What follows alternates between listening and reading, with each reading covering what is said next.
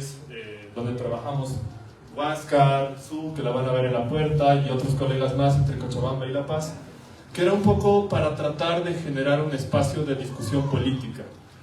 Habíamos intentado un poco pensar un espacio desde la no polarización, desde complejizar el escenario que estábamos viviendo en ese momento, y para eso nos juntamos también con Ara, que lamentablemente no va a poder estar hoy día acá por un asunto familiar, y yo estoy tomando su lugar. Simplemente para comentar un poco de cómo ha ido cobrando vida quizás, y también de volverla a leer la revista, ¿no? Porque para presentarla ahora la hemos vuelto a leer, quizás no con esos ojos editoriales y de producción, sino ahora sí para entrarnos y discutir.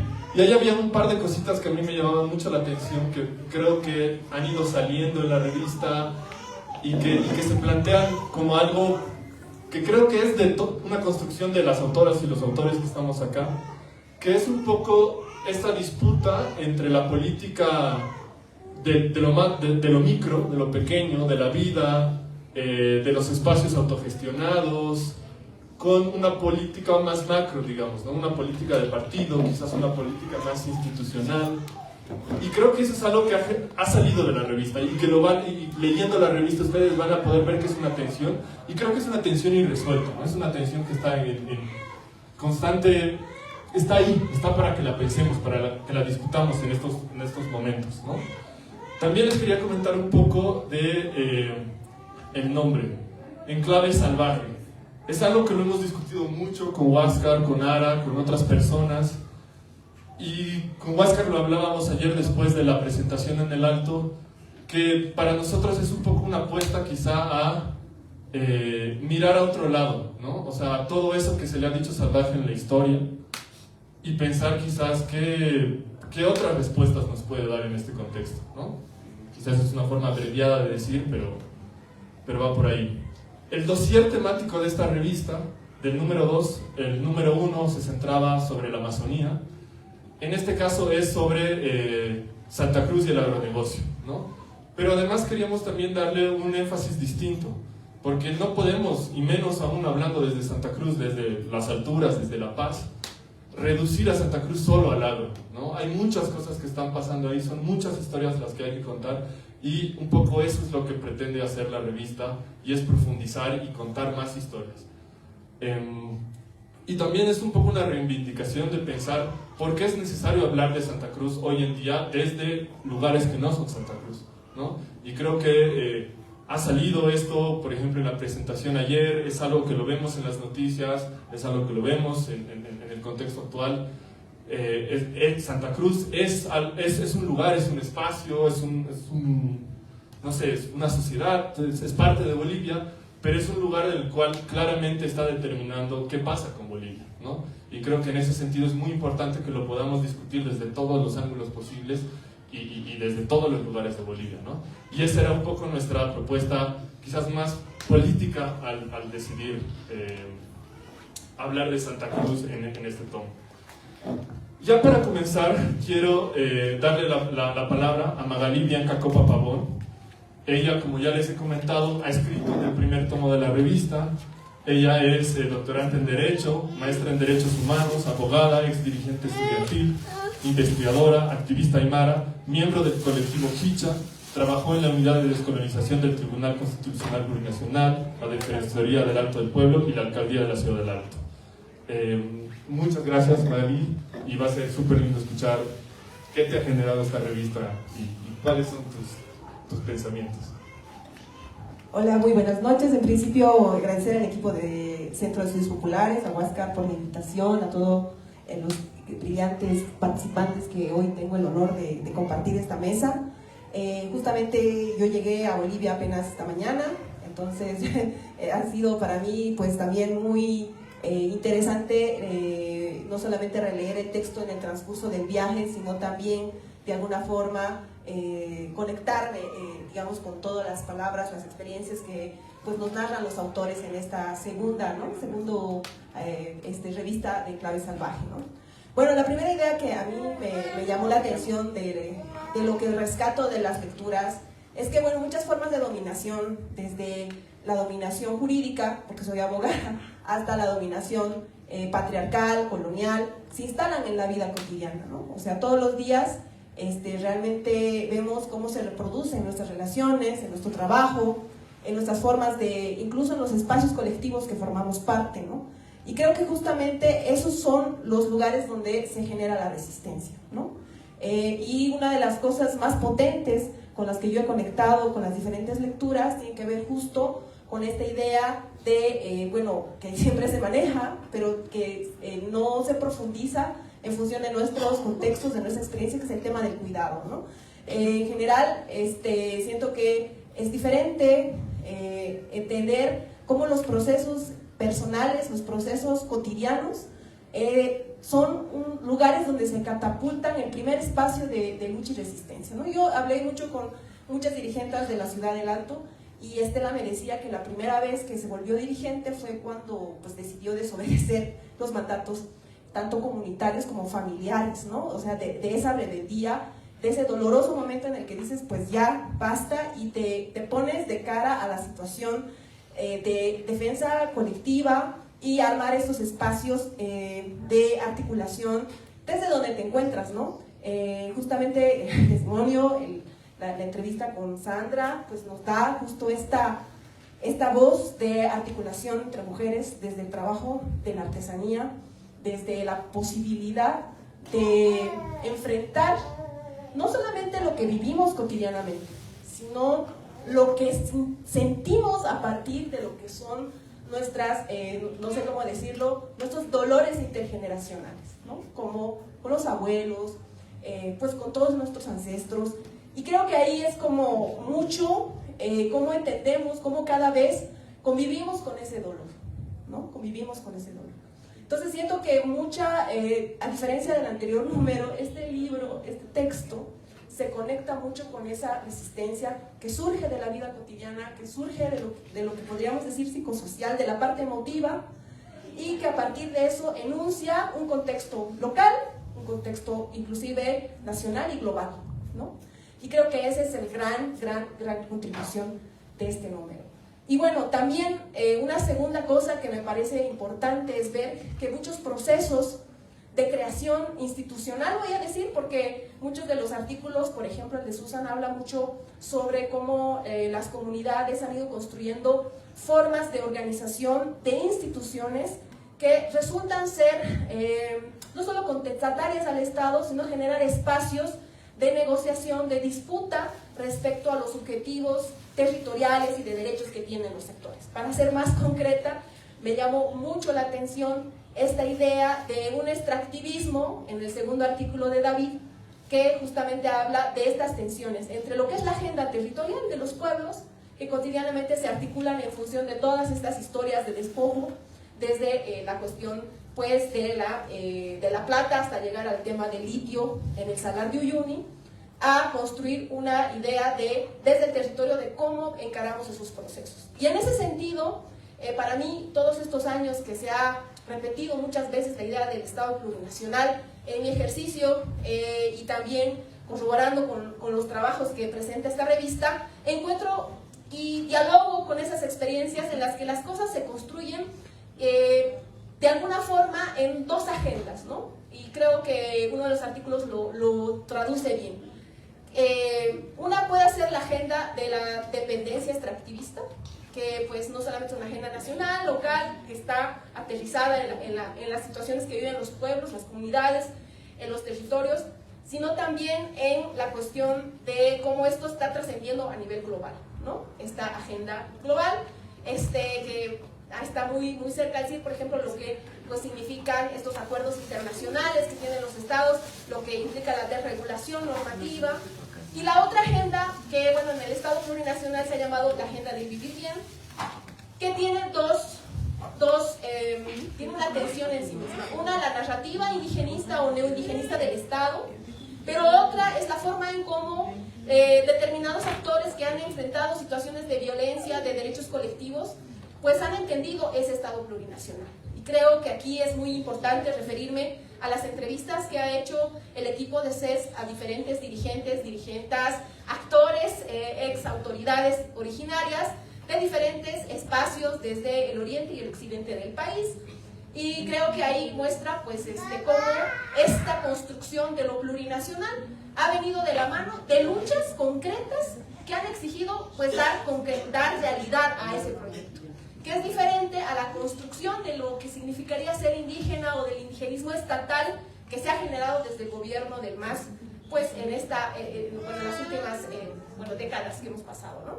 Entonces hay para mí necesidad de mirar un otro jurídico, una crítica jurídica de un constitucionalismo, de un proceso constituyente que le sigue dando batalla para cumplir esa agenda pendiente que ahora pues podemos llamar de los derechos colectivos, de los derechos humanos, que ya en el contexto global se ha roto, ¿no? En el contexto global ya no hay límites, o sea, ya los derechos humanos están, yo diría, mucho más allá de una crisis, ¿no? Está en un momento en que ya no tienen ninguna posibilidad de plantearse como un límite ante la narrativa del poder, ante inclusive las instituciones y toda la violencia institucional. En este contexto duro, ¿cómo se piensa desde ese otro estado o ese otro movimiento de lo que entienden ellos por plurinacional? Yo sé muy bien que muchas de las lecturas de la revista pues sí cuestionan el papel del Estado, ¿no? Pero también me gustaría escuchar esas voces de compañeras, de compañeros que hablan cómo ellos han peleado para que ese Estado cumpla sus derechos colectivos y territoriales. Y pues finalmente, a partir de eso, han tenido una otra lectura de la Constitución, de los procesos jurídicos, y a partir de eso nos remite a no pensar más la institucionalidad a partir de esta vieja tradición colonial, romanista, sino pensar como un otro jurídico que se plantea a partir de una tradición histórica de lucha anticolonial, de lucha o resistencia contra el despojo. Y creo que ahí pues tenemos vetas muy potentes respecto a esta idea, ¿no?, de plantear la cuestión de la autonomía y la autodeterminación de los pueblos. Hace poco, y también una última cosa que quería pues de tomar del texto antes de cerrar con esto y volver a lo de cómo los pueblos construyen esta institucionalidad desde abajo, es cómo a partir de los testimonios de cada uno de los autores se plantea una lectura de la realidad. Y eso me ha llegado mucho porque creo que cada uno de nosotros aquí de alguna manera sentimos que vivimos las contradicciones de todos estos años, ¿no? En algún momento hemos estado cuestionando al MAS y de pronto nos hemos aparecido en un contexto del movimiento que se llama Opiquita. En algún momento hemos estado enfrentando situaciones como ha pasado el 2019. Entonces creo que nosotros mismos, o sea, personalmente estamos cotidianamente golpeados con esas contradicciones, ¿no? Y entonces es muy complicado, y creo que ahí la vida cotidiana, lo personal, como las autoras, sobre todo las compañeras, pues relatan esto, este es su caminar, estos encuentros con el arte, con la literatura, con esta forma de mirar la autonomía, la lucha, desde los colectivos, desde los territorios, desde las luchas indígenas. Es sin duda como decía también aquí César, como una esperanza en medio de la desesperanza, ¿no? Es realmente muy impactante.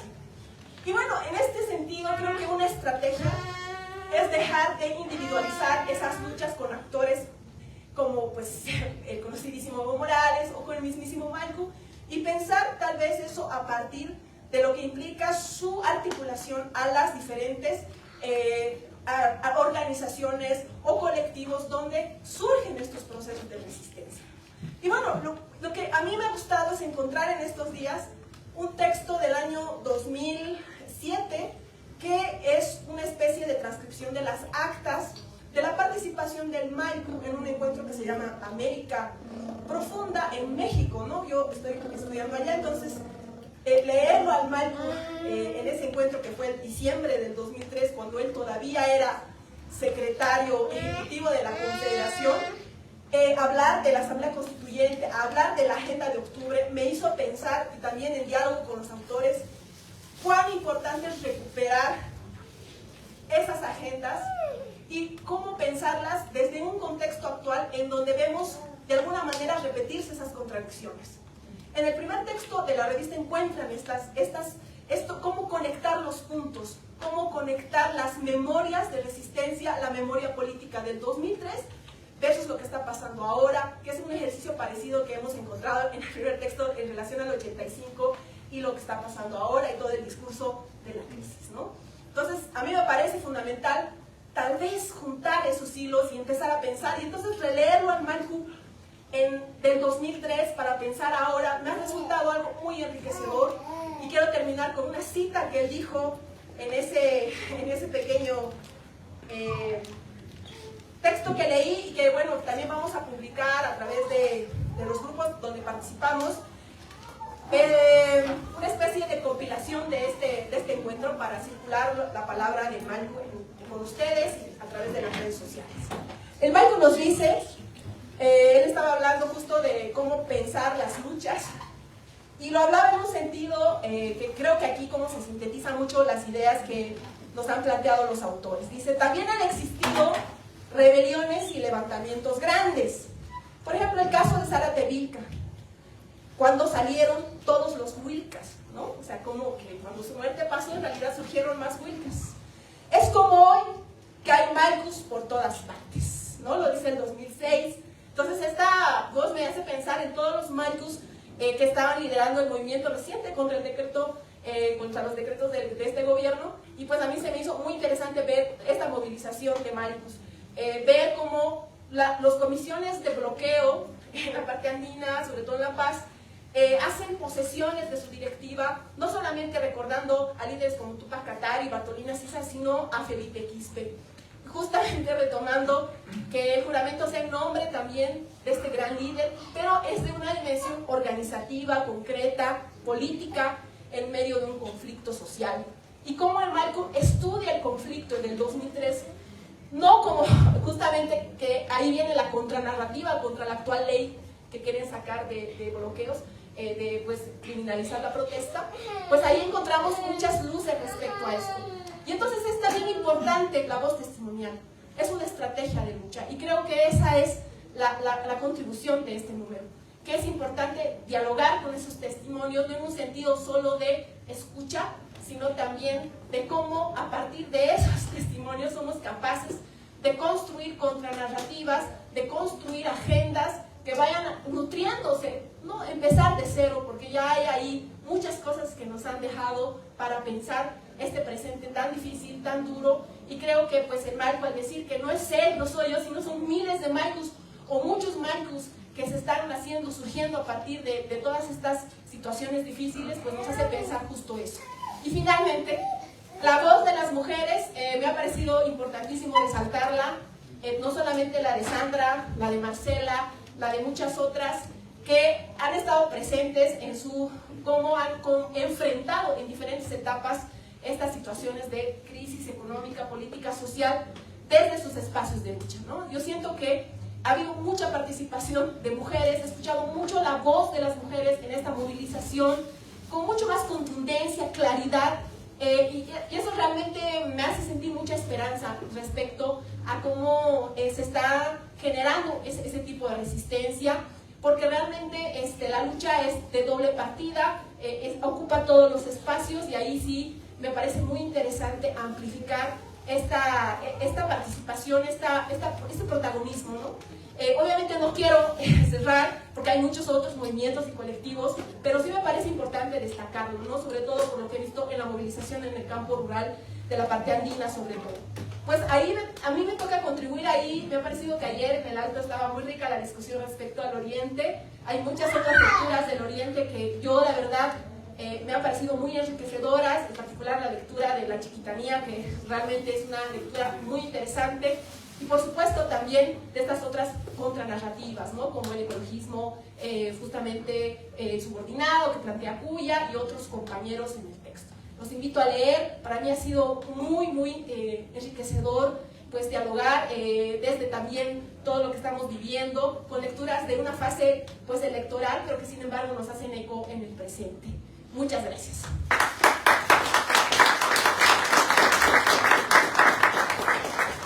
Muchas gracias, Marlene. Bueno, creo que algo súper rico de esta serie de presentaciones que estamos haciendo es también como enfrentarnos a distintas lecturas que hay sobre los textos, ¿no? y ahorita es quizás la primera vez que escuchamos una mirada más general sobre todo el texto. Entonces sí es muy importante y también ver eso, ¿no? ¿Qué se está generando? ¿Cómo se están dialogando? Y para mí sí es un poco, lo que dices, Magalí, es un poco continuar esa tensión que hay, ¿no? entre lo testimonial, pero también, no sé, volver a mirar a lo grande, ¿no? Bueno, ahora vamos a dar paso a la siguiente fase, que vamos a tratar de hacerla, va a ser más dinámica, y lo que queremos justamente es continuar algo que decía Magalí, que es no vamos a hablar tanto de los artículos, sino queremos presentar más a las y los autores y que nos cuenten un poco más, quizás esa perspectiva testimonial desde donde han escrito esos artículos. Para eso las voy a presentar, y lo voy a presentar también a Huáscar. Carla Pamela Casa creció en el Alto, Bolivia, es gestora cultural, cocinera, pensadora y artista visual autodidáctica, estudiante de antropología y poeta. Su trabajo a menudo gira en torno al feminismo y al desmantelamiento del poder patriarcal. Actualmente es integrante del colectivo El Alto Aesthetics y del espacio cultural Altusa. Su contribución en la revista se llama El plato roto, corrupción criolla y futuros post-estado desde el Alto. A este lado tenemos a Sandra Loaiza Pereira, artesana y líder comunitaria cambacoya que radica en Riberalta, defensora de la Amazonía a través de su trabajo con semillas y el tejido de Huembe. Desde distintas experiencias y espacios de organización y articulados en asociaciones y barrios, Sandra defiende una política comunitaria basada en la gratitud, el respeto y la construcción de alternativas. A Sandra le he hecho una entrevista a Ara, justamente, y se llama Una política de artesana, entrevista a Sandra Loaiza Pereira. Es realmente un honor tenerla y, por si acaso, va a estar vendiendo sus artesanías que ayer ya nos ha dejado locos con todo lo que hace con las semillas y el trabajo, y además hay que escucharla. También tenemos a Virginia Young, a Vicky Young, que bueno, creo que la conocemos todos, es escritora, es crítica literaria, siempre ha estado presente, ha escrito también en la primera revista, y la tenemos ahora en esta revista con una conversación de Vicky con Liliana Colanzi, que se llama El debate alumbra cosas, conversaciones sobre literatura, política y memoria. Tenemos también a Huáscar Salazar Loman, es economista boliviano, investiga temas relativos a la formación del Estado Plurinacional de Bolivia y a la producción de lo común. Es autor del libro Horizontes Comunitarios Populares en Tensión y la reconstitución de la dominación en la Bolivia del MAS. Actualmente es parte del Centro de Estudios Populares y es editor conmigo y Ara de esta revista. Su artículo en la revista se llama Salir de la crisis para la vida, no para el capital, horizontes de transformación en Bolivia. Y finalmente tenemos a César Antesana Flavia Lima. César Antesana Flavia Lima es parte de la colectiva Almatroste y de la editorial artesanal del mismo nombre. Conduce el espacio radical Escena Salvaje, revista de cultura ácida en Radio Limani de la red Patria Nueva. Ha publicado varios poemarios que organiza el Festival Sudaca de Poesía Marica, Lencha, Traba, Queer, y actualmente trabaja su tesis de maestría en literatura boliviana y latinoamericana por la Universidad Mayor de San Andrés. Su contribución en el presente texto se llama Movimiento sin movimiento, nostalgia del anarquismo. Entonces, lo que voy a hacer ahora es hacer una ronda de preguntas a cada una de las autoras y de los autores, y tienen 7 minutos para contarnos un poco, ¿ya?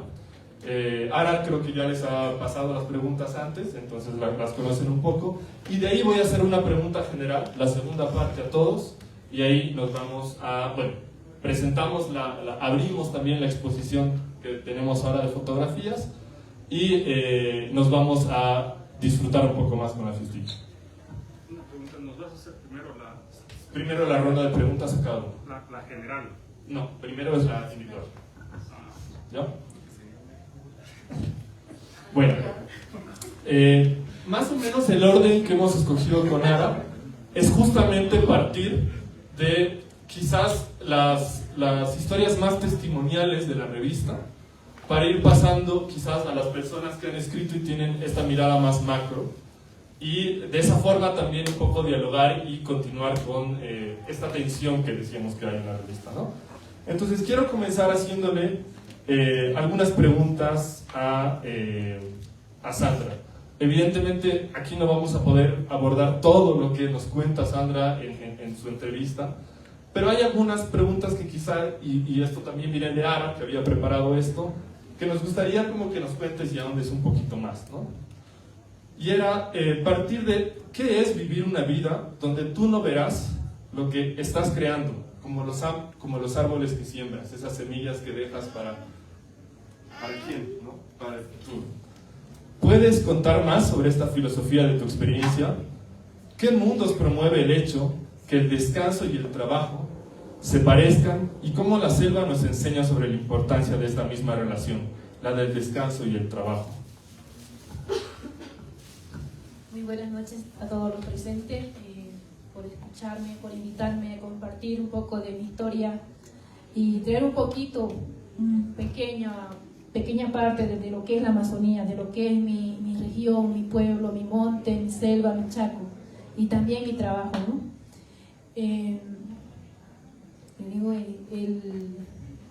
El encontrar descanso en trabajar, nosotros como mamás de casa siempre estamos preocupadas por los hijos, por la educación, por la salud, por las deudas que tenemos que pagar, por las necesidades. Y yo he encontrado la forma de descansar creando mis artesanías, limpiando mis semillas, limpiando mis bejucos, viendo mis enchoques que no se pudran, limpiando las semillas que están húmedas y creando nuevos diseños, ¿no? Esa es la forma que yo he encontrado el descanso en que me siento yo misma, que me siento ahí conversando con mi semilla. A veces me dirán, soy un poco media loca, igual con quien conversa, ¿no? Pero siento de que cuando estoy con mis semillas conversando, a veces siento que se me esconden, que no las encuentro donde las he puesto. Y entonces comienzo, ¿dónde están mis enchoques? ¿Dónde están mis tirar? Y aquí tenía una semilla preparada, limpia, y no la encuentro, ¿no? Entonces comienzo a buscar y como que se me esconden, y cuando el rato menos que no las necesito están ahí encima, ¿no? Y entonces eso me hace olvidar un poco la preocupación, me hace olvidar totalmente los problemas de la familia, las necesidades que carece cada familia, ¿no? La otra pregunta es... ¿Qué es vivir una vida donde tú no verás lo que estás creando? Yo tengo un proyecto muy personal, muy mío. Tengo un pedazo de tierra y cada año yo siembro mi semilla y mi semillero. ¿Por qué? Porque nuestros líderes, nuestras autoridades, tanto presidenciales, municipales, departamentales, están vendiendo nuestra madera, están saqueando nuestros bosques.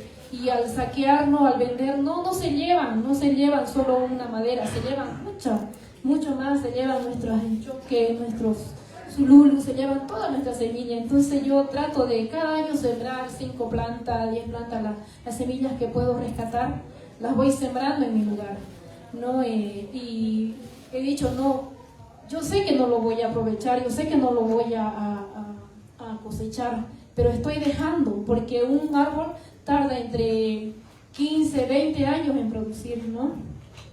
Entonces, pero no es nomás sembrarlo, sino hay que, o dejarlo, sino es que estoy sembrando para que la nueva generación lo vea, ¿no? Yo lo estoy sembrando con un propósito. Yo sé que no voy a cosecharlo, no voy a hacer mis collares de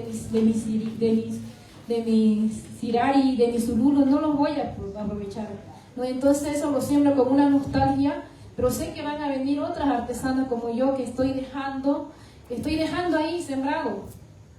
Tal vez van a aprovecharlo ellos, así que esa siembra es con mucha nostalgia, con mucho cariño y pidiendo a la tierra que viva, ¿no? Con el cuidado de ella y que viva para que sea un semillero, y que eso es mi tristeza un poco. Gracias, Sandra. Y quizás también yo quisiera aumentar una preguntita más, porque una gran parte del texto de Sandra también nos cuenta cómo ella se organiza desde lo que ella hace, ¿no? Desde la artesanía, desde los barrios, desde su barrio. Entonces, Quizá ahí, para emplear un poquito más esa pregunta, yo te haría esta otra pregunta de ¿y cómo es para ti el descanso? ¿Cómo es tu relación de este descanso, tus semillas, tu trabajo como artesana, pero también tu trabajo de organizarte como mujer, con las otras artesanas, como tú describes también en el texto, organizarte para pedir servicios en tu barrio, ¿no? ¿Cómo se articula todo eso? Bueno, voy a hablar un poquito sobre nuestra asociación, que es Semillas de Oro, se llama ya nuestra asociación que trabajamos. Y yo digo que cuando una mujer organiza a otras mujeres y se juntan, no solamente hablamos de trabajo o solamente de la artesanía, sino que hemos hallado una forma de apoyarnos, de conversar nuestra tristeza, nuestro problema, y cuando nos escuchamos, a veces no hace falta ni hablar, simplemente el escuchar a la compañera sentimos que se va aliviada, se va o simplemente un abrazo, ¿no? Hemos hallado esta forma muy bonita de trabajar, que lo hacemos en la casa de cada compañera. No, ponemos ahí una tarde a trabajar y al final del trabajo siempre nos contamos el problema que ha tenido de salud, de economía, de lo que sea, ¿no? Y las otras compañeras simplemente escuchamos. Por eso le digo que cuando se reúnen las mujeres hay espacio de discusión, hay espacio de escuchar, hay un espacio de entenderse, hay un espacio de planificarse qué es lo que vamos a trabajar el siguiente día. Hay un espacio de mucha creatividad, de mucha esperanza, ¿no? Y al final el grupo sale más fortalecido. Y por eso siempre digo, tenemos que reunirnos, no tenemos que andar solas, tenemos que siempre pelear juntas, ¿no? Las mujeres. Y bueno, es difícil organizarse desde la familia, porque a veces siempre en la familia va a haber que le van a tener que poner barreras a uno, ¿no? Pero uno tiene que ser muy fuerte. Eso digo, la mujer tiene que ser bien fuerte para para no dejarse dominar. Yo digo dominar, ¿no? Una palabra, no sé si sea la correcta, pero es difícil. Desde la familia siempre le ponen condiciones. Si vas a ir, tenés que hacer aquello, tenés que dejar limpio y ¿qué si no lo dejo así, no? Así me voy, no, a mi reunión me voy a trabajar, ¿no? Igual, ¿no? Entonces es difícil. Y incluso cuando estoy acá de viaje siempre me llaman de la casa, siempre como queriéndome, ¿no? ¿Qué has hecho? A ver qué, así, ¿no? Y a veces ya no contesto el teléfono, no, pero es resistencia. Lo que tenemos que hacer las mujeres, tenemos que ser resistentes y tenemos que, al menos yo he dicho que tenemos que ser fuertes, somos fuertes, y esta vitalidad que nos da la naturaleza, que nos da la madre tierra. Yo digo, mi fuerza depende del lugar donde yo camino mucho el monte, yo camino recogiendo mis semillas, el monte, y yo siento que ahí tengo esa energía de los árboles, del mimapajo, del cedro, del almendro, del ajo, de las medicinas, de ahí yo siento que ellos me dan esa energía, ¿no? Y no sé, en algunas partes también lo siento que conversan, que hablan, ¿no? Entonces, esa es mi experiencia desde mi bosque, desde mi tierra allá, ¿no? Yo soy muy querendona a la madre tierra, a la naturaleza, y veo con mucha tristeza que estamos perdiendo lo más valioso que tenemos, que es el pulmón de toda Bolivia, que es la selva, ¿no? Y se nos están yendo especies medicinales, maderables, alimenticias que no hay en otro lugar del mundo. Y es ahí la tristeza que una mujer artesana sentimos, que no tenemos escucha, que no hay quien nos escuche, quien nos acompañe en nuestra queja, en nuestra protesta de basta ya de saquear el monte, de basta ya de meter máquinas para extraer toda la madera buena, y también con ello todo lo demás se trae, ¿no? Y cada árbol, cada bejuco, cada raíz está por algo en la tierra, no solamente porque Dios lo puso ahí, no está por algo. Cada raíz, cada árbol tiene su función, como cada ser humano tenemos nosotros un propósito en la vida. Y yo siento que el monte tiene ese espíritu de dar energía buena, ¿no? Y es lo que yo siempre pido, igual para toda mi familia, siempre pidiendo la energía buena del bosque, de la selva, de la madre tierra.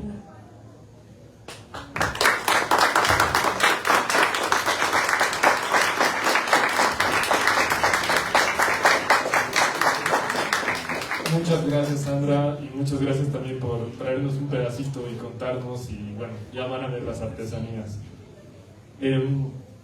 Quiero continuar con Vicky. Realmente creo que hay algo fenomenal de esa entrevista, para que la lean, que es que creo que en ningún momento se menciona lo político, pero es profundamente político cuando uno lo lee, ¿no? O sea, no sé, hasta desde el disfrute quizá, ¿no? Entonces ahí, Vicky, te quería hacer una pregunta más sobre las éticas que planteas en la entrevista. La ama de casa que sabe repartir y dividir, la importancia de la traducción, hablando de la traducción literaria, como debate moderno, y la sencillez como cuestión política y forma de vida. ¿Qué sistemas de vida y de valores podemos construir a partir de una ética del ama de la casa, de la traducción, de la sencillez? ¿Qué mundos te imaginas a partir de estas éticas que son también estéticas? ¿Permiten hacer mundos más sensibles, más presentes?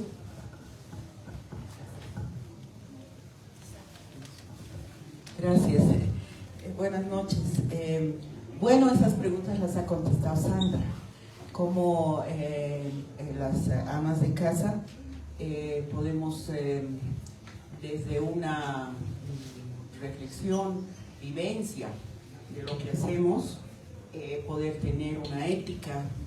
Por ejemplo, hacer alcanzar el dinero, hacer alcanzar el pan, significa una serie de estrategias que no son pensadas así en la sociedad, especialmente la sociedad política, que jerarquiza las cosas. Y por lo tanto esos saberes no son considerados así, ¿no? Cuando Sandra hablaba de las semillas, ella lo que estaba haciendo era mostrándonos el trabajo que ella hace desde sembrar, desde lavar, desde seleccionar, esas que se ocultan, esa parte es maravillosa que has dicho tú, esas que se ocultan, porque exactamente lo mismo hacemos las escritoras.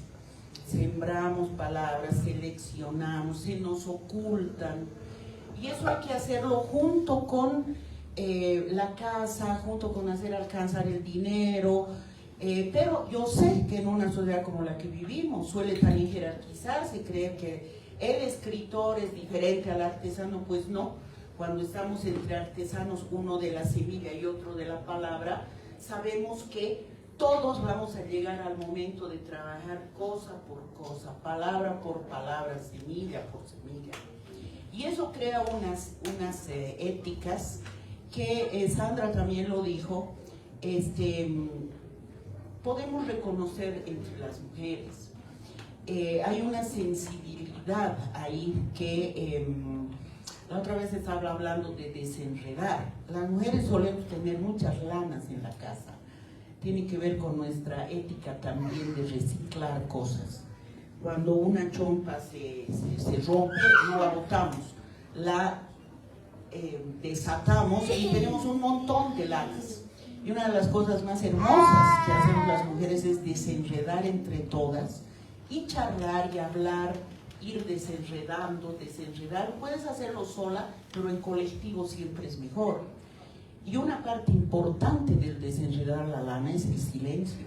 No todo tiene que ser contado, no todo tiene que ser dicho, no todo tiene que estar en los medios de comunicación. Y eso sabemos quienes nos enfrentamos a estas artes de la vida. Cuando Sandra decía estos controles que tenemos las mujeres, dónde están, no sé qué, yo pensaba que hay otras cosas. Por ejemplo, yo no puedo salir de mi casa, no sé cómo harás tú, Sandra. Yo tengo mi pequeño huerto y me es difícil salir de la casa sin volver, porque me he olvidado regar, me he olvidado que aquí le está saliendo esto, me he olvidado esto. Las cosas de cuidado significan, ¿no es cierto?, una especie de amarre, en mi caso, con las plantas amables, porque una cosa que sale en esa entrevista es que es muy fácil el discurso de la madre tierra y en el teleférico ver pasar un canto al cemento y al ladrillo, junto con la retórica de los derechos de la madre tierra. Yo digo, ¿no es posible poner una plantita? ¿No se puede?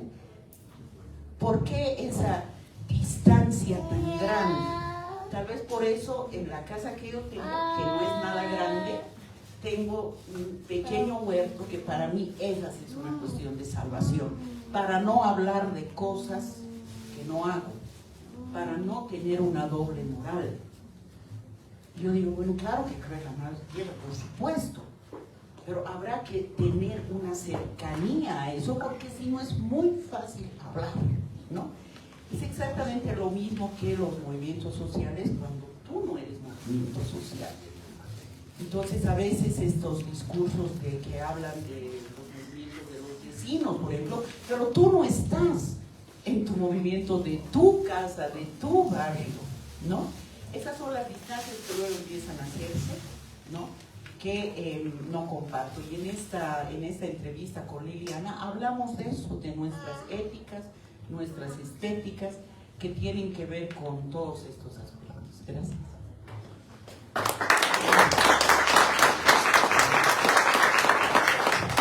Muchas gracias, Vicky. Quiero continuar con Carla, Luli.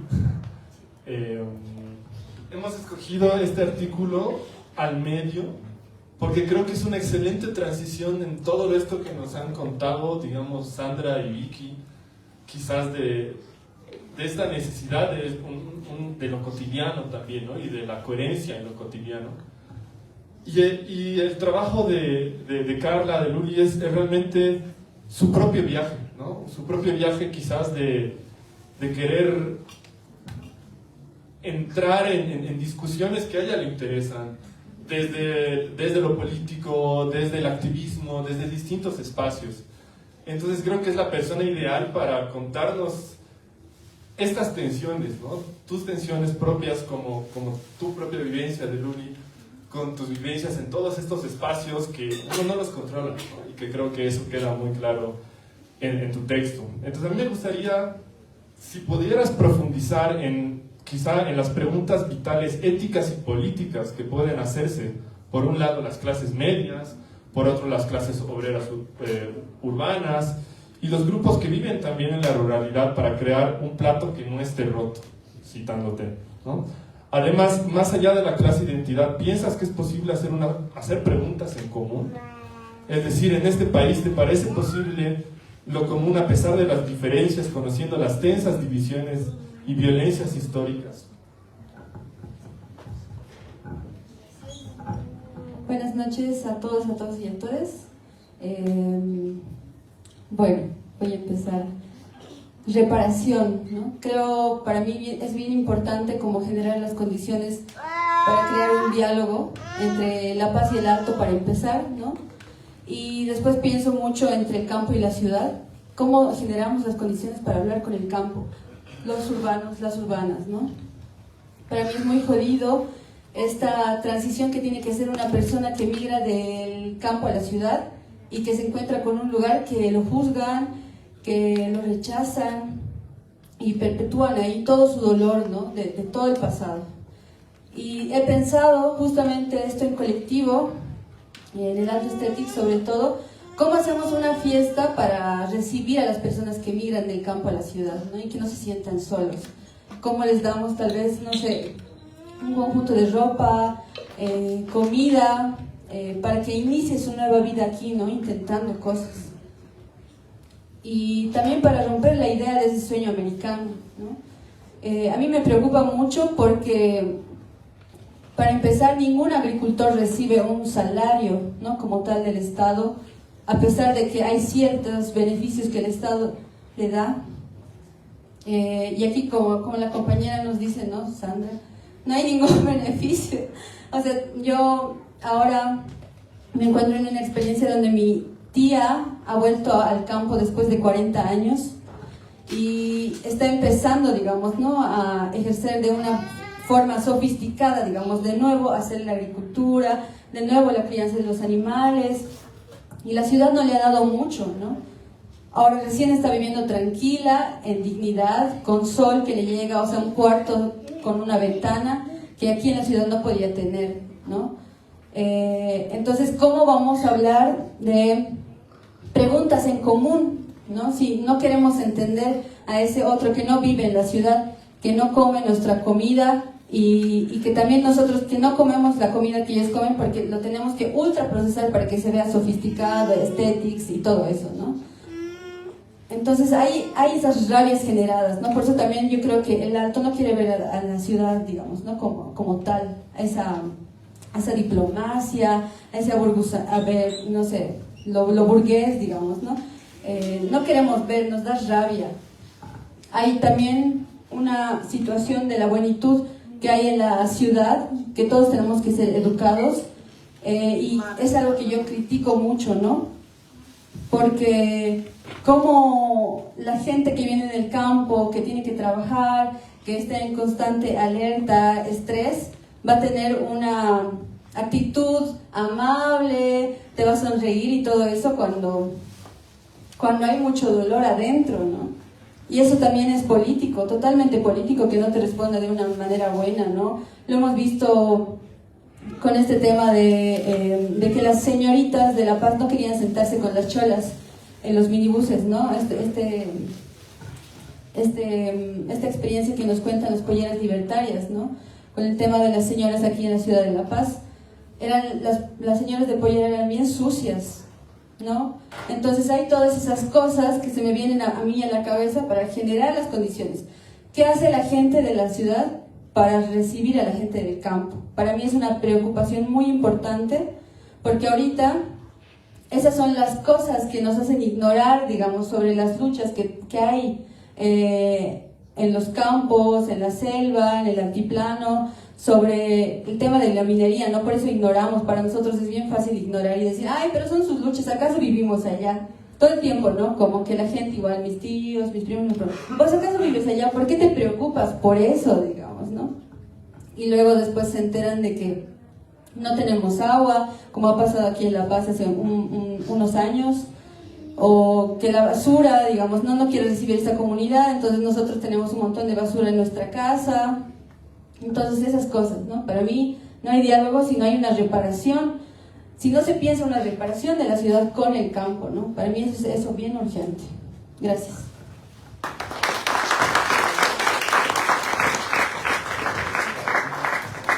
Muchas gracias, Luli. Creo que esa palabra es muy potente, reparación, ¿no? Aplica, creo, tantos distintos escenarios posibles. Bueno, ahora pasando también, quiero continuar con César Flavia. Y en su texto, creo que es un texto, volviendo a leer tu texto, a mí se me ha venido mucho más clara esta tensión, ¿no? Y creo que es por tu discusión dentro del mismo movimiento anarquista, dentro del mismo pensamiento y cómo tú lo has ido desgranando. Y creo que ahí es muy fuerte, ¿no? La parte quizás en la que tú mencionas esta política, no es individual, ¿no? Pero esta política quizás de lo más pequeño y obligarnos a mirar el Estado, ¿no? Y decir, no hay que ser ingenuos mirando el Estado. Entonces, para mí, sí, creo que el artículo de César Flavia es realmente este artículo que condensa un poco esta tensión que está en todo el texto. Entonces mi pregunta iba, ¿cómo imaginas la producción de confianza mutua interna en un movimiento social amplio y plural conformado por diversas organizaciones que entre y dentro de ellas son diversas material e ideológicamente? ¿Cómo se produce, practica y cuida la confianza en ese movimiento que imagina vencer? ¿Cómo la ética del anarquismo sí puede ser aplicada, comillas, incluso dentro de las lógicas de tomar el poder, ¿no?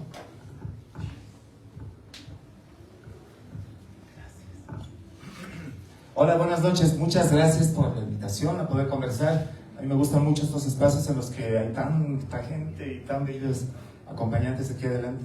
Es una revista muy plural, muy diversa, ¿no? Hay cosas que se pueden discutir, extrapolar y pueden genera una riqueza genial, ¿no? Y me gusta mucho, además la edición es muy preciosa. Entonces agradezco poder conversar sobre ello, ¿no? Bueno, el artículo que escribí dice que no tiene que ver nuestras intervenciones, digamos, reflexionando exactamente lo que hemos hecho, pero pues como para responder la pregunta que preparó Ara y que tan gentilmente aquí nuestro compañero me hace. Creo que es una excursión personal, ¿no? Por supuesto que tiene una lectura al final que exige mirar, digamos, haciendo un zoom out y mirar todo un panorama mucho más amplio que las resistencias cotidianas de las que han hablado mis compañeras hace un momento. Pero definitivamente empieza desde un espacio muy personal, ¿no? Hemos tenido desde el 2002, 3, 4, ¿no? La época en la que se funda nuestra colectiva Alma Troste, hemos tenido varios momentos, ¿no? Siento que es un privilegio haber visto tantas cosas. O la guerra del gas, la guerra del agua, ¿no? Estábamos en ese momento muy jovencitas, claro, ¿no? Pero estábamos ahí. Entonces, el artículo parte de una seria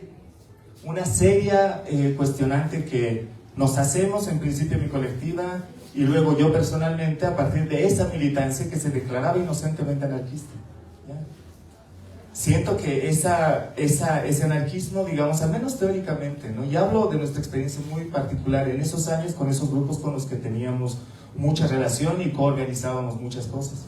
Siento que estaba muy ligado definitivamente, a pesar de nuestras buenas intenciones, a cierto paraguas neoliberal que exacerba las identidades individuales. Nosotras y nosotros nos estábamos regodeando en todo lo libres que podíamos ser, unos con otros, amplificando las libertades de otros, digamos, para citar a Bakunin. Estábamos muy convencidas de poder generar, digamos, autonomía, autodeterminación individual y de nuestros entornos, digamos, más cercanos, más afectivos, de tipo afectivo. Siento que fue muy emocionante porque hemos sido muy felices, ¿ya? Y hemos explorado muchas cosas, ¿no? Muy riesgosas también en su momento. Pero en este momento a mí me es indispensable generar una autocrítica, ¿ya? Creo que ese discurso queda corto, ¿no? Y fue inofensivo, ¿no? Producto de ello, siento yo, ¿no? Esta debacle que tenemos ahora, que estamos viviendo colectivamente. Creo que si le exigimos autocrítica al MAS o a las organizaciones sociales que han hecho que el MAS esté en el lugar donde estaba tantos años, creo que esa autocrítica tenemos que hacérnosla nosotros y nosotras personalmente y también nuestras colectivas. Siento que es muy fácil decir, sí, los indios han hecho esto, los indios también roban y no sé qué, ¿no? Y no estamos viendo la responsabilidad o la corresponsabilidad de nuestras acciones en su momento, en esos duros momentos, duros instantes en los que el movimiento social, indígena o popular toma la decisión de participar de las elecciones y generar una posibilidad de transformación del Estado. Siento que si no podemos mirar eso, pues a mí me da flojera todo lo demás, ¿no? Porque podemos hacer mucha estética y muchas cosas muy hermosas, podemos generar performance y lecturas y poesía, no estoy desmereciendo nada de ello, pero si eso no se enfoca, pues y aquí me engancho a la pregunta, corazón, si eso no se enfoca a una posibilidad de leernos entre todos y todas desde algún momento común, por ejemplo, la pobreza, ¿no? La necesidad, la precariedad material, si no podemos hacer hincapié en ese elemento, vamos a seguir festejando nuestras individualidades, nuestras identidades particulares, de manera insuficiente, solo nos lleva a cierto descalabro porque estamos tan compartimentadas que nos miramos con tanto recelo que pareciera, como decía hace un momento mi compañera, decía, pues no, nos miramos con una desconfianza infinita, como si los maricones no tuvieran nada que ver con los indios, o si las feministas no tuvieran nada que ver con los obreros. Y esa es la trampa del neoliberalismo en la que muchos y muchas hemos caído. Y siento que si no podemos mirar eso hacia adentro y hacernos una autocrítica poderosa, no vamos a poder encontrar estos mecanismos nuevos que tenemos que construir, que tenemos que mirar valientemente hacia adelante y decir, nos hemos equivocado en tal y tal y tal y ahora vamos a hacer las cosas de forma distinta. Siento que no se ha perdido el tiempo, pero si esta experiencia no es posible de ser mascullada con actitud autocrítica, de verdad, de a de veras, mirándonos y perdiéndole el miedo al conflicto, pues habremos perdido el tiempo realmente, ¿no? Gracias. Muchas gracias. Bueno, y creo que siguiendo el tono en el que nos dejas y la necesidad de esa reflexión, ahora me toca continuar con Huáscar. Y creo que algo fundamental del texto de Huáscar es plantear algo que sí lo venimos discutiendo mucho en el Centro de Estudios Populares, que es esto de poner la vida en el centro, y qué significa y cómo lo hacemos, ¿no? Y creo que tú en tu texto, Huáscar, lo pones quizás de la manera más urgente, que es pensarla en un contexto de crisis, ¿no? Y creo que tu texto nos trae y se hace muy relevante inclusive post-elecciones, porque esta revista la estábamos escribiendo en el momento antes de las elecciones, ¿no? Entonces ahí creo que es muy iluminador cómo muestras que hay cuestiones concretas para desfavorecer el capital y alimentar la vida, para salir de esa contradicción vida-capital, como tú la nombras en el texto, ¿no? ¿Podrías profundizar en la cuestión de la escalabilidad y sostenibilidad de experiencias y posibilidades concretas sobre las alternativas políticas y económicas que mencionas? Capacidades productivas, experiencias de salud comunitaria, educación popular, soberanía alimentaria, sistemas tributarios progresivos reales, eliminación de subsidios regresivos al capital, control sobre flujos financieros especulativos. ¿Y por qué todo esto es una lucha y no una política pública? Gracias, buenas noches a todas, a todos, a todes. Ara siempre nos ha desordenado dentro de la revista, en el buen sentido de la palabra, y yo le agradezco porque sí, sus preguntas esta vez, que yo las había pensado, primero nos hizo la general y así, y lo había pensado como una relación así, que ahora las estoy repensando, pero siempre ha sido como interesante responderle a Ara porque nos plantea las preguntas desde otro lugar que no es, digamos, el clásico lugar de la política, ¿no? Entonces, eso para mí ha sido muy rico del trabajo en general con Ara durante este tiempo. Sobre la pregunta que ella plantea, yo un poco lo trato de atar desde el texto que escribí, que básicamente el texto es un texto corto, que se escribió en medio de la edición de esto, y por eso fue más corto de lo que tenía que ser, pero quería plantear la idea de, en este tiempo de crisis económica que la estamos sintiendo tanto, ¿no? Cuando escribí esto había filas y combustible barato, o sea, no había combustible, pero había filas, ¿no? Y ahora hay combustible caro y no hay filas, pero bueno, la crisis sigue habiendo encontrado, digamos, ¿no? Entonces, la pregunta que me hacía era, que en primera instancia suena como una pregunta muy torpe, salir de la crisis, ¿para qué? ¿No? Y después de darle vueltas a esto, no estoy hablando para quién, no estoy hablando para quién salir de la crisis, sino para qué, ¿no? Una pregunta de fondo del momento y también de por qué vamos a poner nuestra energía en uno u otro lugar, ¿no?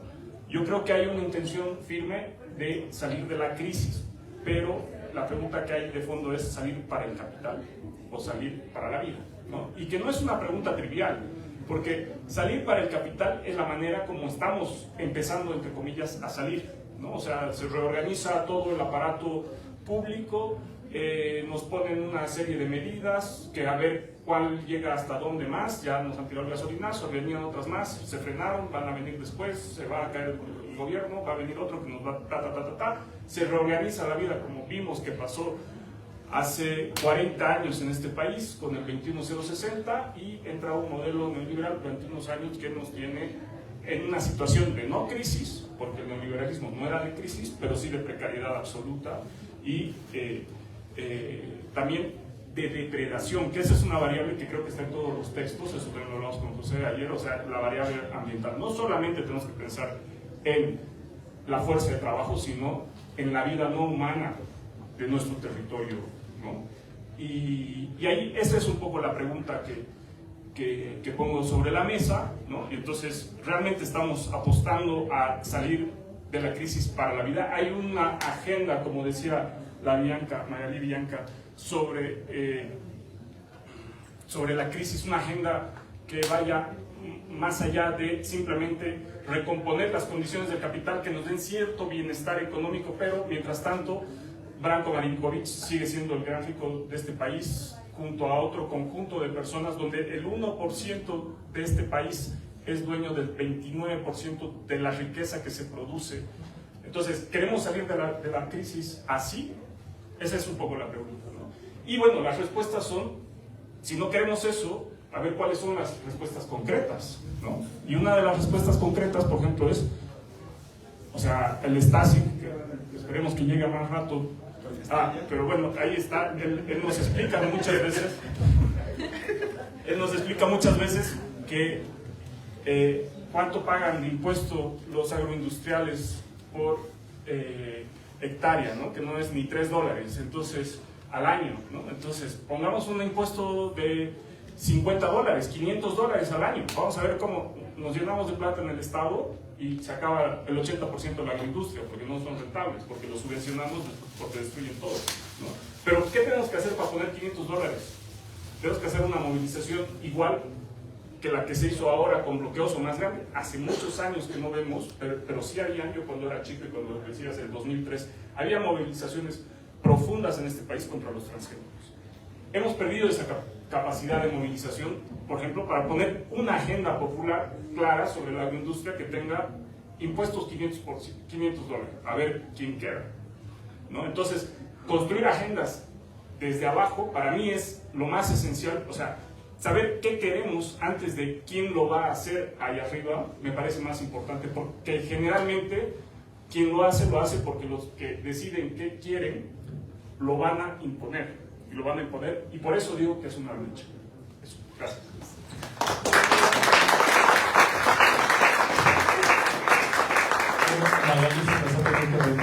Pero quizás podemos ajustarnos un poquito. Bueno, y ya para acabar, simplemente voy a lanzar una pregunta a todas y todos. La pueden responder en el orden que quieran. Y de ahí ya acabamos con esta partecita. A todos, ¿cómo entienden, miran, desean y viven las prácticas, pensamientos y relaciones necesarias para cuidar la vida en el mundo en que nos está tocando vivir en este momento? Y se las lanzas. ¿Alguien quiere primero? Ya. Voy a repetir la pregunta. ¿Cómo entienden, miran, desean y viven viven las prácticas, pensamientos y relaciones necesarias para cuidar la vida en el mundo que nos ha tocado vivir?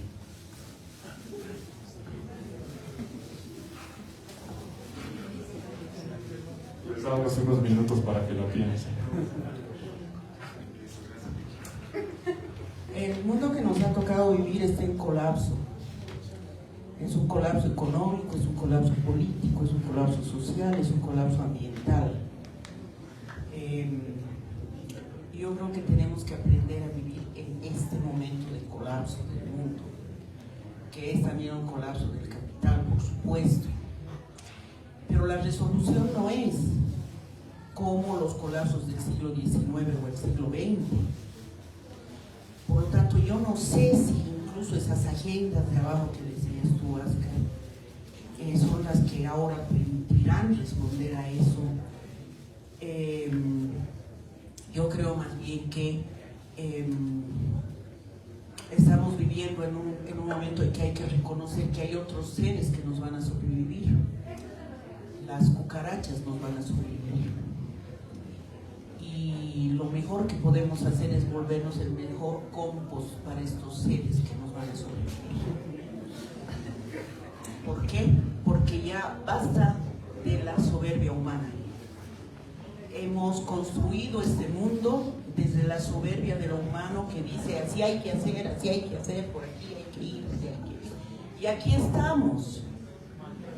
Y yo creo que las autocríticas a las que hacían referencia César tienen que ir hasta allá, pero hasta allá, porque si no, vamos a hacer las autocríticas que en la época de los 70 hacíamos los partidos, nos autocriticábamos porque ellos no se organizaron bien, porque no sé qué, porque no sé cuántos, porque no hemos tomado en cuenta las fuerzas políticas, porque este partido hizo esto, porque este el otro, porque este dirigente nos engañó. Unas autocríticas miniatura para lo que ahora necesita el planeta.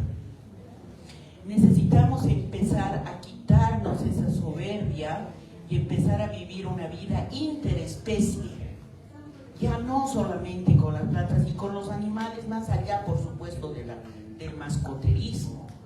Es como empezar a disfrutar esta última parte de este planeta, porque es obvio que no lo vamos a salvar.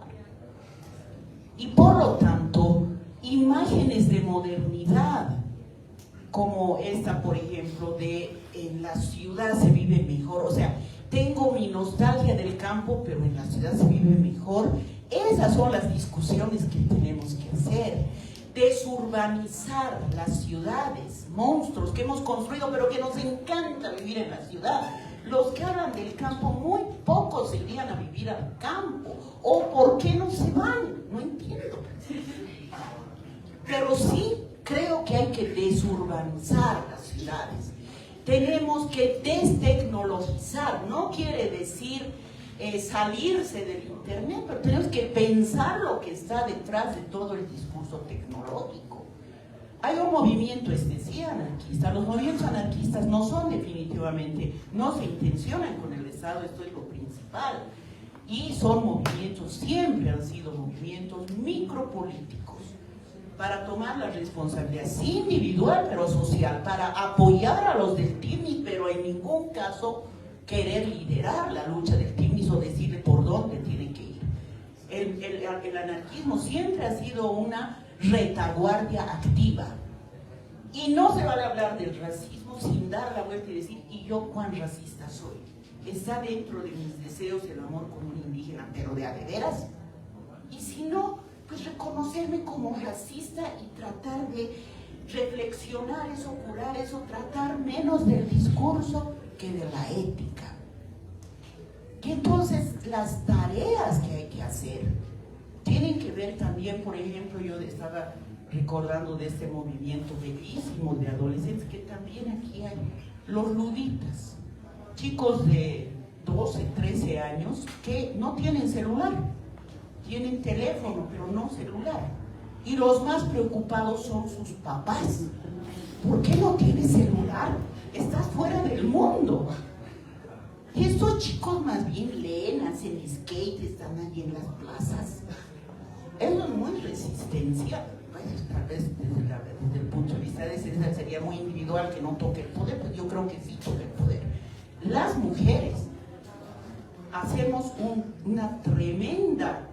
tremendo cuestionamiento al poder, porque día a día, y no solamente las compañeras pobres, todas, la secretaria de tacos que se divorcia porque ya no puede, ella también está en la resistencia.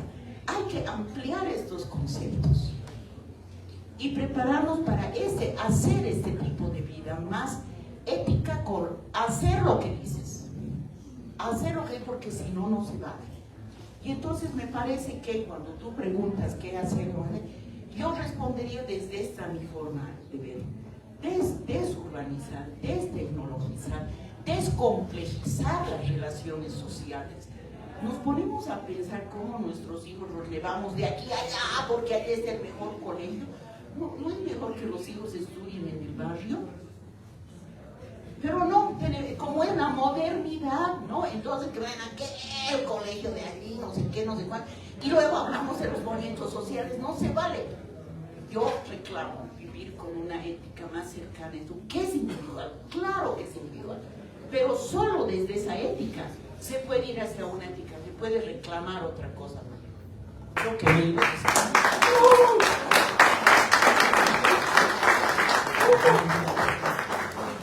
Yo en mi conocimiento voy a responder esta pregunta: ¿qué podemos hacer para salvar este mundo que nos ha tocado, ¿no? Yo analizo de que nosotros, el ser humano, hemos llevado a esta crisis a nuestro planeta. Nosotros lo hemos llevado ahí. Y veo de que no tenemos retroceso, de que el consumismo, el capitalismo, la devastación, el saqueo el creativismo del oro, de la madera, eso va a acabar con nuestro planeta, ¿no? Porque no estamos conscientes del daño que estamos creando a la madre tierra. Y el discurso es bonito, que vemos que todo el mundo dice, no, tenemos que salvar la madre tierra, pero no actuamos, ¿no? Y es ahí donde yo, tratando de dar ejemplos, que siembro mis semillas cada año, ¿no? Porque no es nomás hablar. Si tú siembras un árbol, 2 árboles cada año, ¿no? Entonces estás ayudando, estás alimentando a que el monte esté verde, a que haya más aire puro, ¿no? Entonces yo veo de que no tenemos retroceso por la ambición humana que tenemos, y nuestra juventud le estamos inculcando eso, ¿no? Que tenemos que ser a la moda, que tenemos que vestir a la moda, tenemos que ser mejores, y esa mentalidad de abarcar, de tener más, es que nos está destruyendo. Y no hay, yo no veo cómo podemos salvar. Hemos perdido la conexión que nos han enseñado nuestros abuelos, nuestra abuela, con la tierra, con la naturaleza, y no se la podemos dar a nuestros hijos, a los jóvenes, ¿no? Esa conexión del cuidado, del respeto, del amar a la madre tierra, no lo vemos en los jóvenes, ¿no? Y eso es preocupante, ¿no? Estamos viendo más en la tecnología, en la moda, en lo que sale más, en las cosas vanas, en la diversión, ¿no? Entonces es una preocupación grande.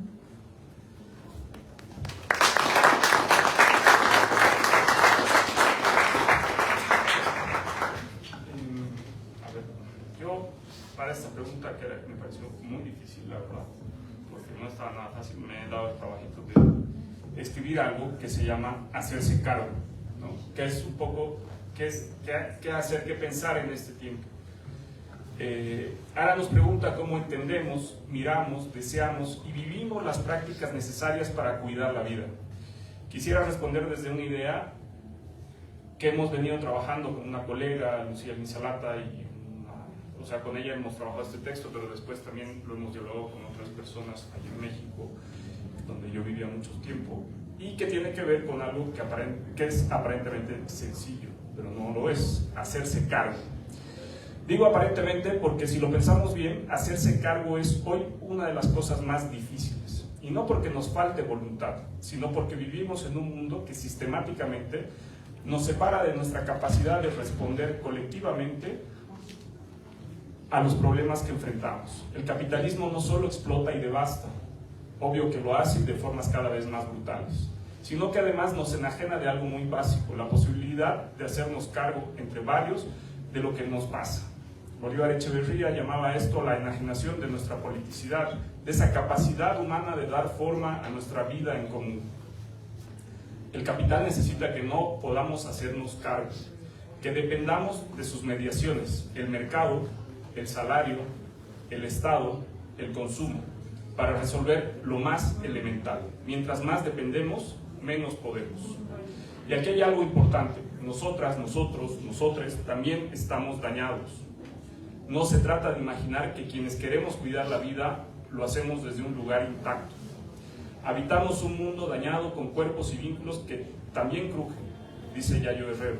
Los crujidos están ahí, en nuestros cuerpos, en las relaciones rotas, en la tierra que arde. Hay que partir de lo que cruje, de lo que duele, de lo que no funciona, no desde la abstracción, sino desde la vida concreta que hay que sostener. Cuando miramos desde ahí, desde los cuerpos y los territorios, aparecen otras vías, otras posibilidades que la mirada abstracta no puede ver. Entonces, cuando pienso en cuidar la vida, respondiendo a la pregunta, no pienso solo en protegerla, aunque también, sino en producir las condiciones para que pueda reproducirse. Y ahí tal vez soy un poco más optimista, o tengo un poco más de esperanza, tal vez un poco más joven, no sé, desde otra generación más ingenua tal vez, pero sí hay un poco más de... No, o sea, yo desde la más, ¿no? Una generación más ingenua que todavía tiene esperanza, y cuando uno ve a los jóvenes igual quiere tener más esperanza, porque uno los ve muy desesperanzados últimamente, ¿no? Y es lo que también cuenta Sandra en su texto. Entonces hay que producir esperanza. Donna Haraway propuso un término para esto: responsabilidad.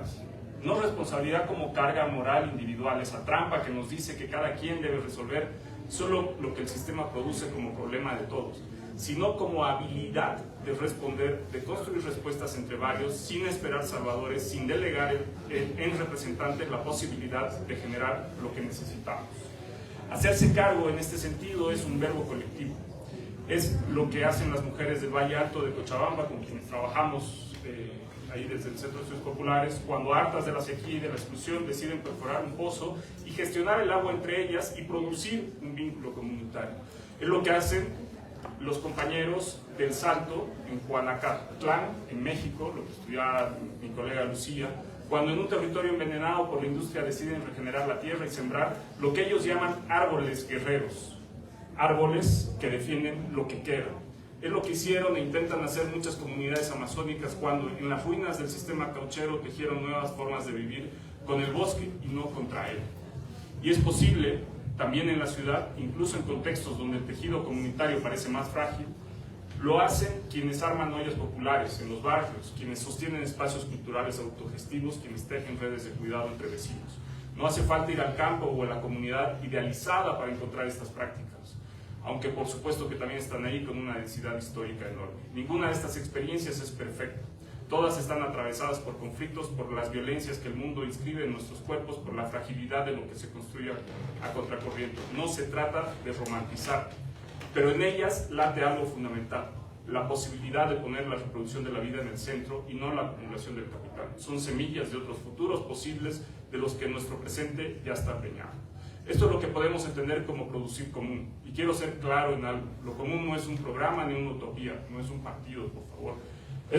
Es una multiplicidad de presentes parciales, frágiles, limitados, pero reales. No es escalable en el sentido capitalista del término. No se puede replicar como una franquicia, no se puede exportar como un modelo, pero sí puede proliferar, puede multiplicarse, puede tejerse con otras experiencias sin perder su singularidad. Cuidar la vida es entonces reconocer que no somos autosuficientes, que somos cuerpos que solo pueden vivir en relaciones con otros cuerpos humanos y no humanos, y actuar en consecuencia. Es tejer lo que hemos llamado simbiotismos políticos, alianzas entre diversos, humanos y no humanos, para hacer de nuestros mundos lugares más habitables. No se trata de ignorar los conflictos, sino de cultivar nuestra capacidad de diferenciación sin destruirlos, de hacernos cargos sin delegar, de construir respuestas sin esperar que alguien más los construya por nosotros. Eso es para mí cuidar la vida, cultivar la capacidad de ser capaces juntos con otros, sin garantías, sin caminos predeterminados, pero también sin conceder. Gracias.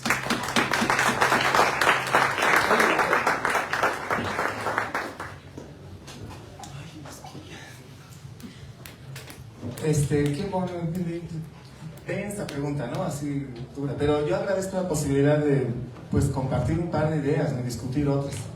Siento, pues, que lo que voy a decir nomás es algo que hemos estado pensando en nuestra colectiva, ¿no? En coordinación con otros grupos, ¿no?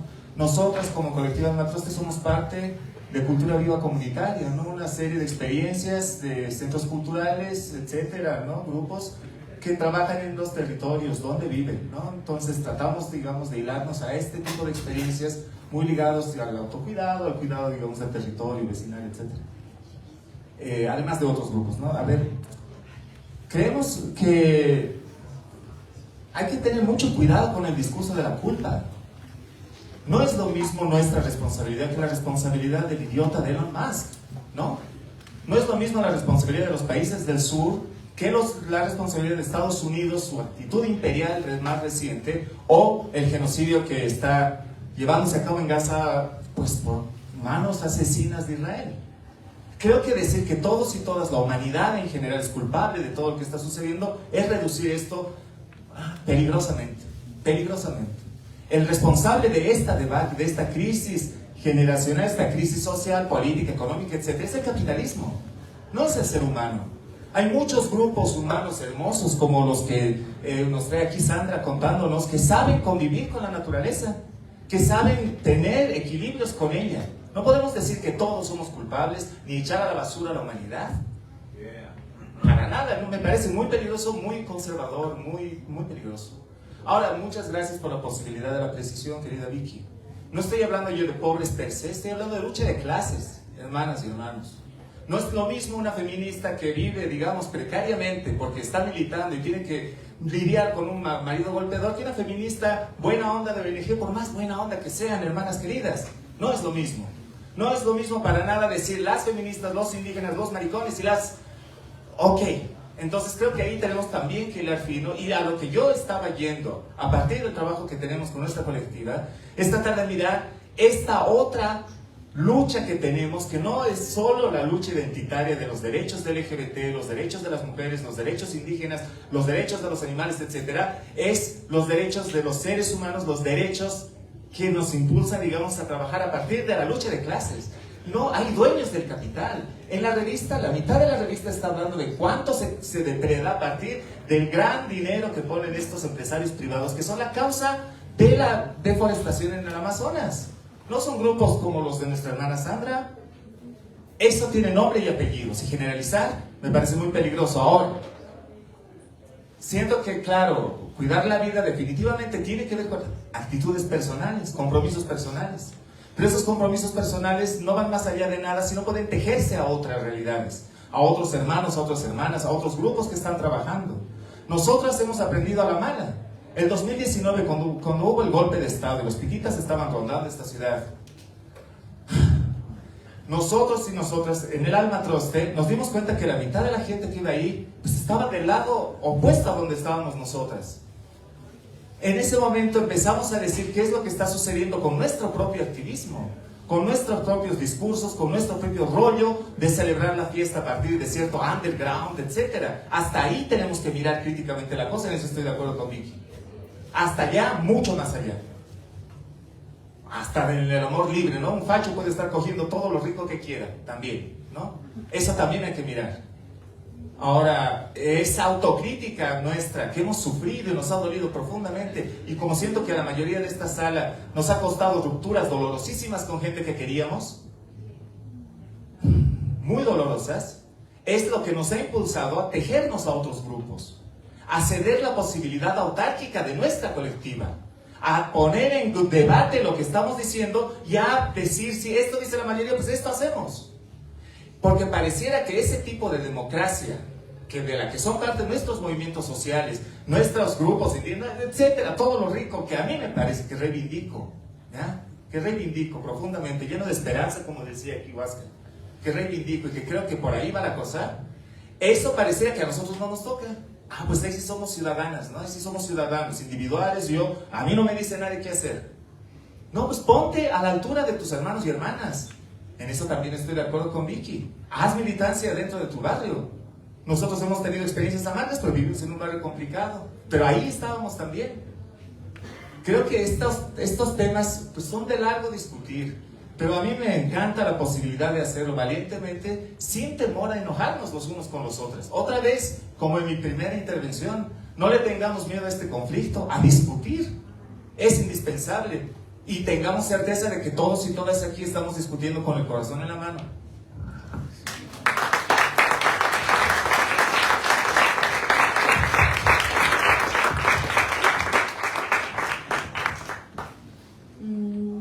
Yo quiero que mi mamá un día tome una cerveza, un día soleado, tome una cerveza con toda la tranquilidad y toda la paciencia del mundo, ¿no? Y todas las mamás lo mismo, las mamás que están agitadas, las mamás que están corriendo por el mundo. Yo quiero eso, ¿no? Y me gusta y también me da rabia como las personas que critican, ¿no? A los prestes que pasan fiesta justo en una crisis, ¿no? Ah, pero ellos tienen dinero y ellos están tomando, están disfrutando, están descansando, se están desestresando, ¿no? Da rabia, pero más da rabia que el dueño de Coca-Cola gane dinero con el tema del agua, ¿no? Que está secando el agua produciendo plástico. Da más rabia que ganen dinero vendiendo plástico, vendiendo agua embotellada. Da más rabia que la IA nos quite agua. Da más rabia que la minería haga tantas cosas jodidas en la selva, en los campos, en la tierra, ¿no? A mí me parece eso bien lindo, ¿no? ¿Qué es tan rápido?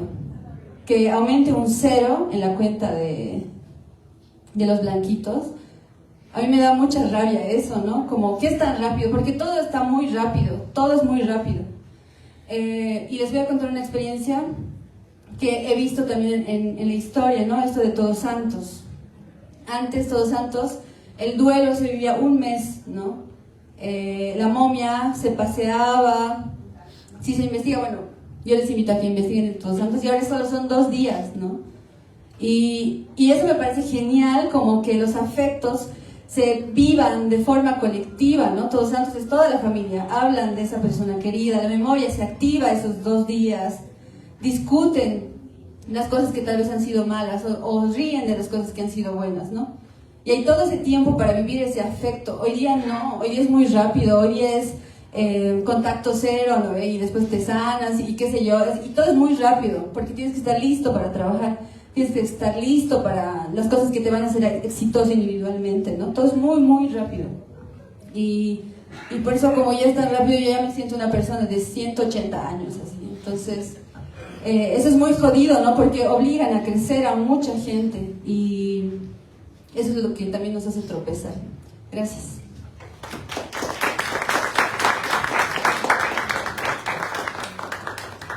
Bueno, creo que es un momento de que todas estas palabras se queden resonando y bueno, como les habíamos anunciado ya, creo que en la revista hay una tensión palpable de esto que nos está tocando vivir, que creo que realmente todo lo que hemos hablado ahora y todo lo que se ha discutido ahora, que es pues este conflicto también de hacer nuestras políticas cotidianas y de la necesidad de hacer colectivos más grandes, ¿no? Pero no está resuelto y hay que seguirlo discutiendo, como dice el señor Flavia también, ¿no? Hay que seguir teniendo estos espacios. Ahora yo les invito, vamos a reorganizar la sala para poder estar más cómodos, para escuchar musiquita, para tomarnos algo. Por si acaso, aquí, gracias de nuevo a Casa Prado, atrás están vendiendo té con té, hay cervecita, pueden ir a servirse, luego volvemos acá. Pero también quería decir que hoy día, además de presentar la revista, estamos inaugurando la exposición de fotos que están viendo. Una exposición de Manuel Seoane y Joseph Zárate, que se llama El bosque ardió entre nosotros. Y solo le voy a dar unas palabritas a Manu para que nos cuente, porque esa es otra parte de la revista que quizás no le hemos contado al inicio, que es que esta no es una revista académica y está escrita en múltiples lenguajes, en distintas formas. Hay cuentos, están las fotos del Manu, hay QRs para escuchar audios de Isapi, que nos trae unos audios fenomenales desde el Chaco. Entonces, bueno, eso también es muy importante decirlo y que es parte de la revista. Y le doy la palabra a Manu, vamos a mover las sillas y así ustedes también pueden ver todas las fotos, dar una vuelta por la sala y nos preparamos para escuchar un poco de música y que las palabras resuenen. Muchas gracias.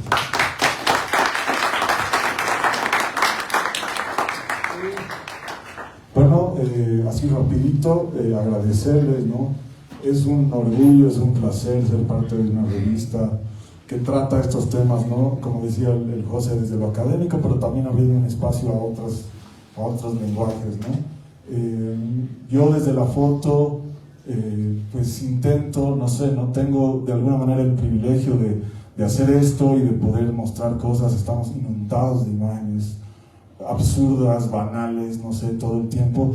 Entonces para mí es como sentir que hacer algo que sirva de algo, digamos, ¿no? O sea, ¿para qué haces fotos si es solo llenar un espacio y quitar tiempo a la gente, ¿no? Entonces, pues ir a conocer las historias y a revelarlas, de alguna manera darle un espacio también mediático, porque la imagen, por más banal que sea, a la vez es lo que más pues inunda la información actualmente, ¿no? Entonces, a partir de la foto y a partir de acercar la foto y las historias que suceden en lugares que no se cuentan tanto, para mí es como una motivación y tal vez es la única razón para hacer foto, ¿no? Entonces para mí de nuevo es un orgullo, es un placer estar rodeado de ustedes, o estar dentro de lo que han escrito. Lo decía en la anterior presentación en Coche y en Santa, ¿no? O sea, nosotros leemos lo que ustedes escriben, es decir, nos basamos en lo que dicen, en lo que investigan para contar esas cosas, pero a la vez estar ahí adentro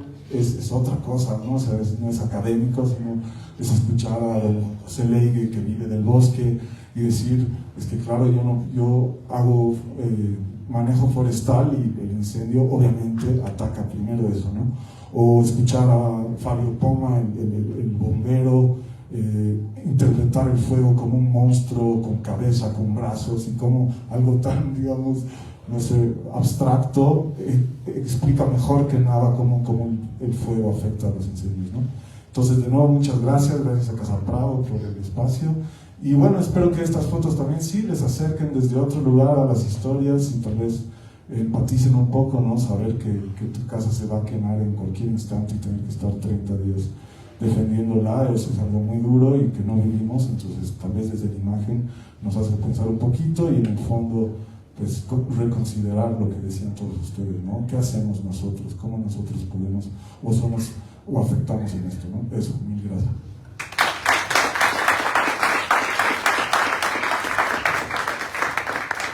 Bueno, nuevamente, muchas gracias a todas y todos por venir. Esto no se ha acabado, así que los invitamos a que continúen, vean las fotos, charlen, pregunten, vamos a estar aquí, compren sus revistas y obviamente, por favor, pasen y hablen con Sandra, que les muestre sus artesanías. Ahora vamos a habilitar una mesa para ella.